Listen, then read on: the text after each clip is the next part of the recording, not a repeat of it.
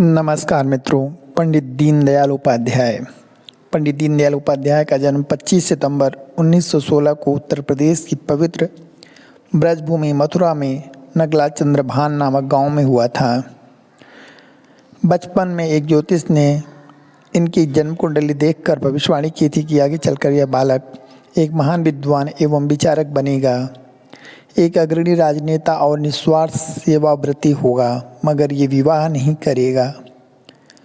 बचपन में ही दीनदयाल जी को एक गहरा आघात सहना पड़ा जब सन 1934 में बीमारी के कारण उनके भाई की असामयिक मृत्यु हो गई।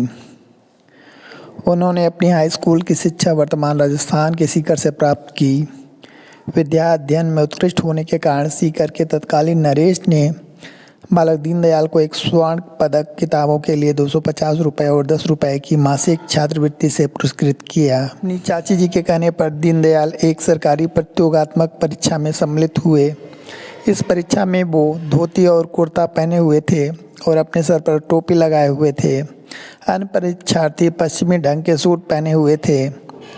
मजाक में उनके साथियों ने उन्हें पंडित जी कहकर पुकारना शुरू कर दिया। आगे चलकर उनके लाखों प्रशंसकों और अनुयायी आदर और प्रेम से उन्हें इसी नाम से पुकारने वाले थे। इस परीक्षा में भी उन्होंने प्रथम स्थान प्राप्त किया। पंडित दीनदयाल जी इसके बाद बीटी का कोर्स करने के लिए प्रयागराज इलाहाबाद आ गए और यहाँ पर भी राष्ट्रीय स्वयंसेवक संघ की सेवा जारी रखी। बीटी का कोर्स पूरा करने के बाद वो राष्ट्रीय स्वयंसेवक संघ में पूर्णकालिक रूप से समर्पित हो गए और संगठक के रूप में उत्तर प्रदेश के लखीमपुर जिले में आ गए। सन 1955 में वो राष्ट्रीय स्वयंसेवक संघ के उत्तर प्रदेश के प्रांतीय संगठक, प्रांत प्रचारक बन गए। पंडित दीनदयाल जी ने लखनऊ में राष्ट्र धर्म प्रकाशन नामक संस्थान की स्थापना की और यहाँ से राष्ट्र धर्म नामक मासिक पत्रिका का प्रकाशन आरंभ किया। सन 1950 में डॉक्टर श्यामा प्रसाद मुखर्जी ने प्रधानमंत्री जवाहरलाल नेहरू के मंत्रिमंडल से त्यागपत्र दे दिया और देश में एक वैकल्पिक राजनीतिक मंच के सृजन के लिए गोलवलकर जी से आशीर्वाद और देशभक्त नौजवानों को उपलब्ध कराने के लिए सहायता मांगी। इस राजनीतिक घटनाक्रम में दीनदयाल जी ने अत्यंत महत्वपूर्ण भूमिका निभाई। दिनांक 21 सितंबर 1951 के ऐतिहासिक दिन उन्होंने उत्तर प्रदेश में एक राजनीतिक सम्मेलन का आयोजन किया।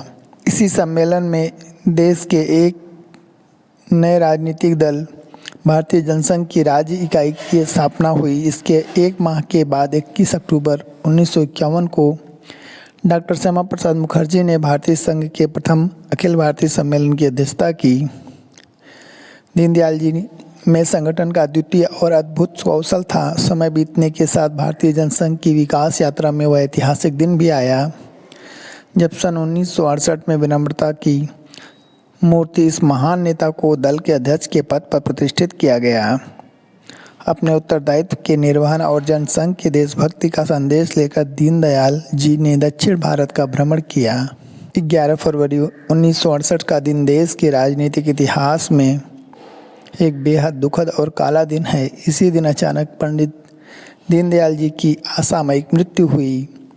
वे मुगलसराय रेलवे स्टेशन, वर्तमान में पंडित दीनदयाल उपाध्याय रेलवे स्टेशन के निकट चलती रेलगाड़ी में संदिग्ध परिस्थितियों में उनकी मौत हो गई।